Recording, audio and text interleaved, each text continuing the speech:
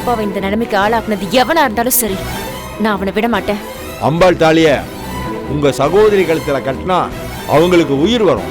அவ பொழைச்சு வந்ததும் வர்ற பிரச்சனையை நான் பாத்துக்கிறேன். உங்க மருமக ருக்மணிய போலீஸ் விசாரிச்சுட்டு இருக்காங்க. எங்கடி அந்த மெமரி கார்டு?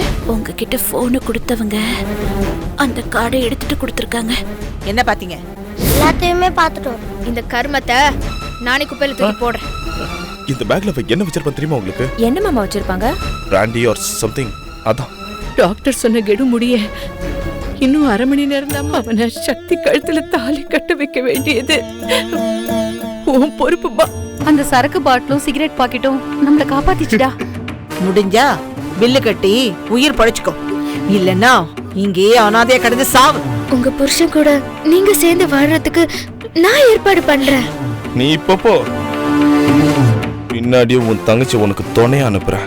நான் என் தங்கச்சியை காப்பாற்றணும், அதுக்கு நான் உயிரோட இருக்கணும். இந்த அயோக்கியனுங்களை நான் கொல்லணும். ருக்மணிக்கு அநீதி இழைச்ச அந்த சோழி அம்மாவை நம்ம கண்டிப்பா தண்டிக்கணும். உங்கள மாதிரியே ஒரு நல்ல மாப்பிள்ளைய கல்யாணம் பண்ணிக்கணும்னு ஆசைப்படுறேன் மாமா. உன்னை கழுத்து பிடிச்சு நானே இப்ப வெளியே தள்ளுறேன். இங்க சக்தி கழுத்துல தாலி கட்டி வைங்கன்னு நான் நம்புறேன் மாமா. நீ சொல்றதுக்காகத்தே சக்தி கழுத்துல தாலி கட்ட நான் தி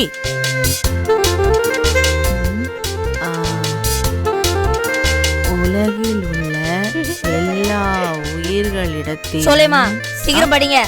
படிக்கிறேன். நாம் அன்பு காட்ட வேண்டும். அவங்க கிட்ட ஒரு கேள்வி கேட்கலாமா சங்கரி? சரியா? சரி. என்றும் கடைபிடிக்க கூடாது. சோலைமா, காந்திஜியோட பொன்மொழிகள் புக் படிக்கிறீங்களே, நான் இதுல இருந்து ஒரு கேள்வி கேக்குறேன், நீங்க பதில் சொல்றீங்களா? காந்திஜி எது ஆழமான பக்தின்னு சொல்றாரு? முதல்ல இந்த ரூம் விட்டு வெளியே போ. ஏய் மதன் முட்டாள்,